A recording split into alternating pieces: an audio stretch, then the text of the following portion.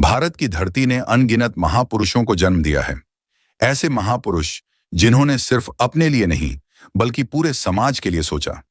ऐसे महापुरुष जिन्होंने उस बहुजन समाज की आवाज बनने की कोशिश की जिसे सदियों से दबाया गया, कुचला गया और हाशिए पर रखा गया।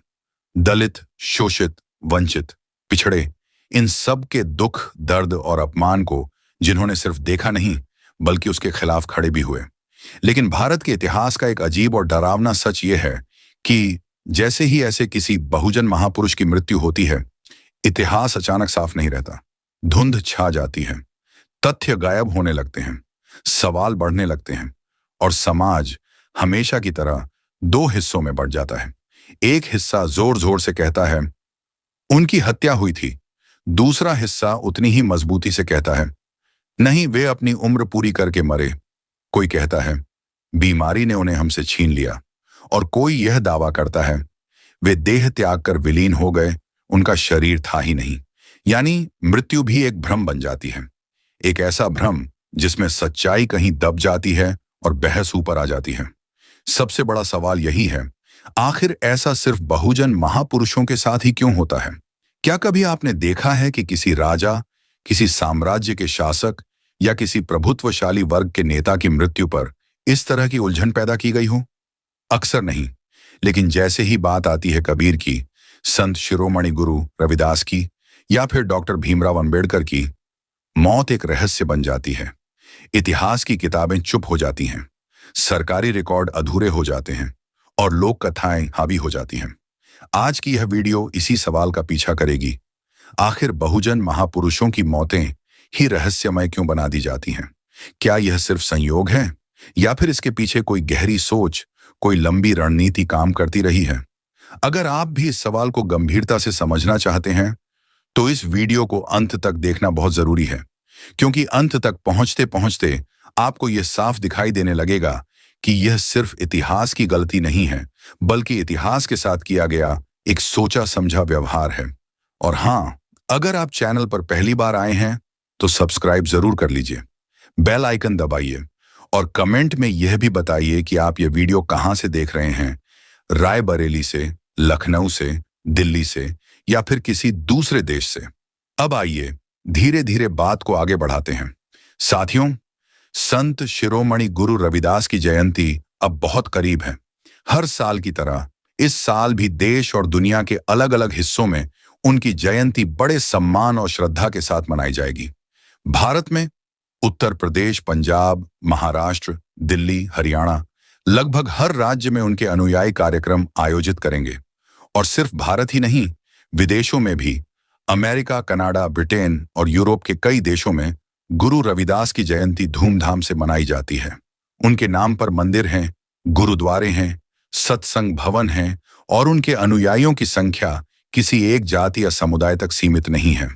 हर वर्ष लाखों लोग उनके भजन गाते हैं, उनके दोहे दोहराते हैं, उनके नाम पर झंडे उठाते हैं और गर्व से कहते हैं हम गुरु रविदास के मानने वाले हैं।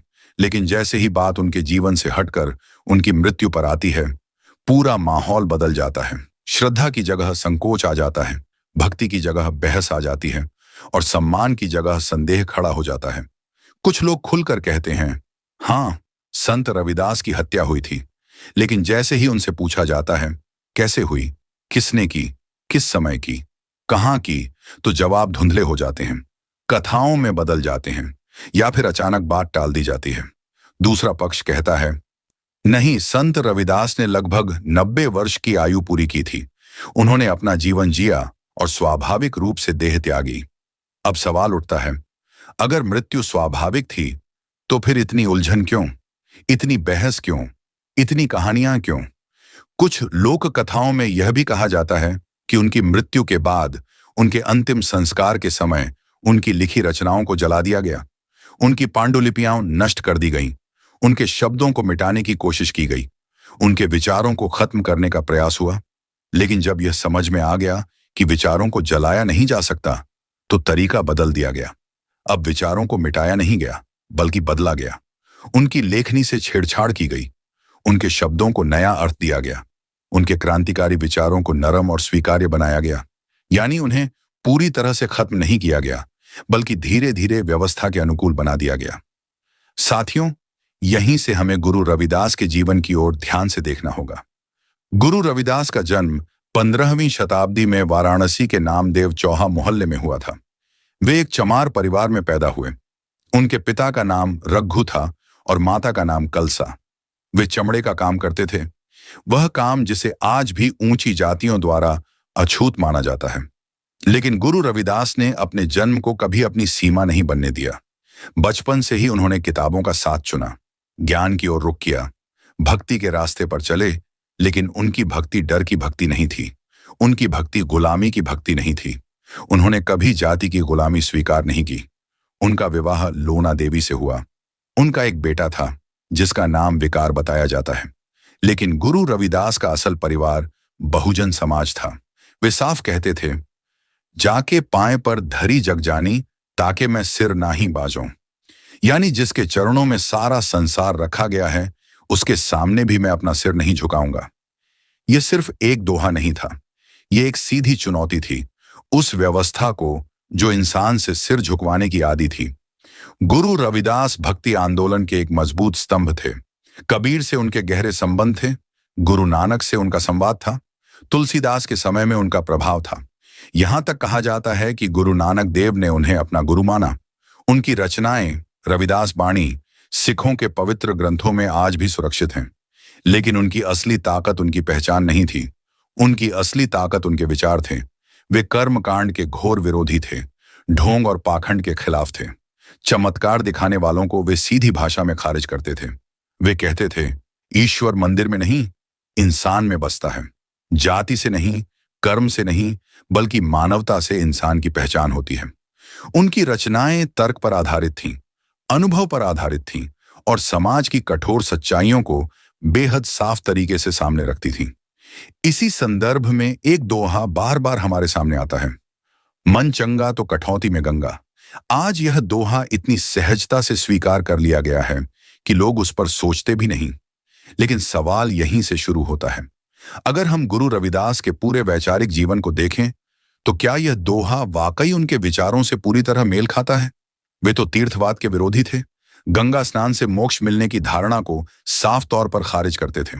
वे कहते थे, अगर मन साफ नहीं है तो 100 बार गंगा नहाने से भी कुछ नहीं बदलेगा, और अगर मन साफ है तो किसी नदी की जरूरत ही नहीं।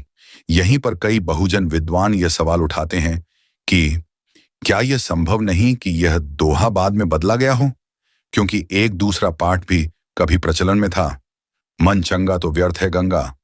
अब दोनों पंक्तियों को ध्यान से सुनिए। एक कहती है, गंगा हर जगह हो सकती है। दूसरी कहती है, गंगा की जरूरत ही नहीं। फर्क साफ है।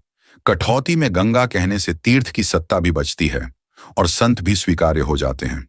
लेकिन व्यर्थ है गंगा सीधे सीधे पूरी तीर्थ व्यवस्था पर सवाल खड़ा कर देता है। अब सोचिए, अगर गुरु रविदास वाकई कर्मकांड और तीर्थवाद के विरोधी थे, तो फिर उनके नाम से ऐसा दोहा क्यों फैलाया गया जो तीर्थ की महिमा को बनाए रखता है? साथियों, यह पहली बार नहीं हुआ।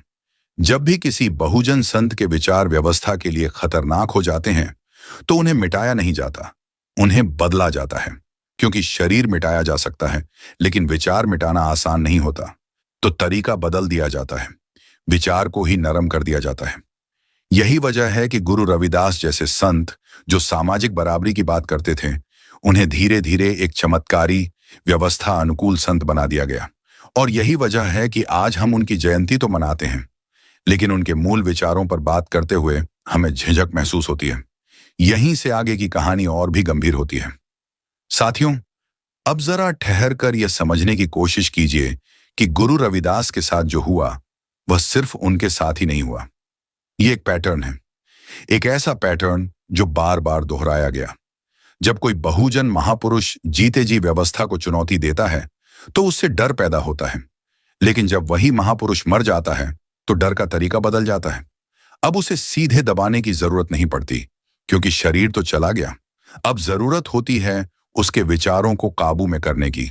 और यहीं से शुरू होती है एक बेहद चालाक प्रक्रिया। सबसे पहले उस महापुरुष की मृत्यु को रहस्यमय बना दिया जाता है। स्पष्ट नहीं बताया जाता कि वे कब मरे, कहां मरे, कैसे मरे, क्योंकि अगर मौत साफ होगी तो सवाल सीधे व्यवस्था तक पहुंचेंगे। इसलिए कहा जाता है, कुछ लोग ऐसा कहते हैं, कुछ कथाओं के अनुसार लोक मान्यताएं यह मानती हैं, यानी कोई ठोस बात नहीं, कोई ठोस तथ्य नहीं, सिर्फ धुंध। गुरु रविदास के साथ ठीक यही हुआ। पारंपरिक कथाएं कहती हैं कि उनकी मृत्यु लगभग 90 वर्ष की आयु में हुई। कुछ जगह सन 1518 लिखा जाता है तो कहीं सन 1534। जगह को लेकर भी एक राय नहीं है। कोई कहता है वाराणसी, कोई कहता है मगहर। अब सवाल यह है, इतने बड़े संत की मृत्यु पर इतनी अस्पष्टता क्यों? अगर वे स्वाभाविक मृत्यु मरे थे तो साफ साफ क्यों नहीं लिखा गया? यहीं से दूसरा पक्ष सामने आता है। एक ऐसा पक्ष जो कहता है गुरु रविदास की हत्या हुई थी। क्यों? क्योंकि उनके विचार व्यवस्था के लिए खतरनाक हो चुके थे। वे खुलेआम ब्राह्मणवाद को चुनौती दे रहे थे। वे चमार होने के बावजूद पंडितों के बीच बैठते थे, राजघरानों में जाते थे, राजाओं से संवाद करते थे। यह उस समाज को कभी मंजूर नहीं था जो जन्म के आधार पर इंसान की हैसियत तय करता था। मीराबाई जैसी राजकुमारी उनकी शिष्या बनी। यह बात ऊंची जातियों को और भी ज्यादा चुभती थी। कुछ लोक कथाओं में कहा जाता है कि उन्हें झड़ दिया गया, कुछ में कहा जाता है कि यात्रा के दौरान उन पर हमला किया गया। लेकिन इन कथाओं के साथ भी एक दिक्कत है, सबूत नहीं है, दस्तावेज नहीं है, और यही सबसे बड़ी चाल है। जब सबूत नहीं होंगे तो बहस चलती रहेगी, और बहस चलती रहे तो सच्चाई पीछे छूट जाती है। अब ध्यान दीजिए एक और बेहद अहम बात पर। कहा जाता है कि गुरु रविदास की मृत्यु के बाद उनकी कई पांडुलिपियां जला दी गईं। अगर यह सच है तो सवाल उठता है, किसने जलाई और क्यों? क्योंकि पांडुलिपियां सिर्फ कागज नहीं होती, वे विचार होती हैं, वे चुनौती होती हैं, और जब विचार बहुत तीखे हो जाते हैं तो उन्हें मिटाने की कोशिश की जाती है। लेकिन जब यह समझ में आया कि गुरु रविदास की वाणी पूरी तरह मिटाई नहीं जा सकती, तो फिर एक नया रास्ता चुना गया। अब बारी थी उनके विचारों को नरम करने की, उनकी छवि को बदलने की। धीरे धीरे उन्हें एक ऐसे संत के रूप में पेश किया गया जो चमत्कार करता है, जो व्यवस्था से कोई सवाल नहीं करता, जो सबको शांत रहने की सलाह देता है। अब जरा सोचिए, जो संत अपने जीवन में चमत्कारों का विरोध करता रहा, उसके मरने के बाद उसके नाम से चमत्कार क्यों गढ़े गए? कभी कहा गया चमड़े पकाने वाले बर्तन से सोने का कंगन निकल आया, कभी कहा गया गंदा पानी पवित्र हो गया, कभी कहा गया गंगा खुद चलकर आ गई। अब सवाल यह नहीं है कि ये कहानियां सच हैं या झूठ। सवाल यह है, इन कहानियों की जरूरत क्यों पड़ी? क्योंकि चमत्कारी संत से व्यवस्था को डर नहीं लगता। चमत्कारी संत को लोग पूजते हैं, उसके मंदिर बनाते हैं, उसके नाम पर उत्सव मनाते हैं। लेकिन जो संत सवाल करता है, जो व्यवस्था को आईना दिखाता है, वह संत खतरनाक होता है। इसीलिए उसके विचारों को धीरे धीरे धार्मिक बना दिया जाता है, राजनीति से काट दिया जाता है, सामाजिक सवालों से अलग कर दिया जाता है। यही वजह है कि आज गुरु रविदास को अधिकतर एक भक्त संत के रूप में जाना जाता है, न कि एक सामाजिक क्रांतिकारी के रूप में। अब इसी बिंदु पर हमें एक बार फिर उस प्रसिद्ध दोहे की ओर लौटना होगा, मन चंगा तो कठौती में गंगा। ये दोहा आज इतना सामान्य हो गया है कि लोग इस पर सवाल उठाना गलत समझते हैं। लेकिन सवाल उठाना गलत नहीं है, सवाल उठाना जरूरी है। क्योंकि अगर गुरु रविदास तीर्थवाद के विरोधी थे तो फिर गंगा को इस दोहे में क्यों लाया गया? और यहीं पर वह दूसरा पाठ फिर सामने आता है, मन चंगा तो व्यर्थ है गंगा। ये पंक्ति सीधे सीधे तीर्थ की सत्ता पर चोट करती है, और शायद इसीलिए इसे धीरे धीरे हाशिए पर डाल दिया गया। साथियों, यह सब हमें एक ही बात की ओर इशारा करता है, गुरु रविदास को मिटाया नहीं गया, उन्हें बदला गया। उनके विचारों को इस तरह ढाला गया कि वे अब व्यवस्था के लिए खतरा न रहें। और यही प्रक्रिया हमने पहले भी देखी है। कबीर को कभी हिंदू बना दिया गया, कभी मुसलमान। मीरा को व्यवस्था विरोध से अलग कर दिया गया, और डॉक्टर अंबेडकर को उनकी मृत्यु के बाद कभी बीमारी में उलझाया गया, कभी साजिशों में। साथियों, यह सब संयोग नहीं है, ये एक लंबी, धीमी लेकिन बेहद असरदार प्रक्रिया है, और इसी प्रक्रिया को समझना आज हमारे लिए सबसे ज्यादा जरूरी है। दोस्तों, अब हम उस मुकाम पर पहुंच चुके हैं जहां से यह बात साफ दिखाई देने लगती है कि आखिर बहुजन महापुरुषों के साथ अक्सर ऐसा ही क्यों होता है। आज की इस वीडियो में हमने संत शिरोमणि गुरु रविदास से जुड़ी उन घटनाओं और सवालों पर बात की जिन्हें या तो जानबूझकर धुंधला कर दिया गया या फिर समय के साथ बदल दिया गया? अब यह फैसला आप पर है। आप क्या सोचते हैं? क्या वाकई संत शिरोमणि गुरु रविदास की हत्या हुई थी, या फिर उन्होंने अपना जीवन पूरा करके स्वाभाविक रूप से देह त्यागी? हम यह निर्णय आप पर छोड़ते हैं। आप कमेंट करके जरूर बताइए कि इस विषय पर आपकी क्या राय है, आप क्या सोचते हैं। आपके विचार ही हमारी अगली वीडियो की दिशा तय करेंगे, क्योंकि अगले भाग में हम आप सभी के कमेंट्स और सवालों पर दोबारा गंभीरता से विचार करेंगे। इसलिए कमेंट करना न भूलें, वीडियो को शेयर करें, और अगर चैनल से जुड़े नहीं हैं तो जुड़ना भी न भूलें। मिलते हैं अगली वीडियो में। तब तक के लिए जय भीम, जय भारत। संत शिरोमणि गुरु रविदास अमर रहें।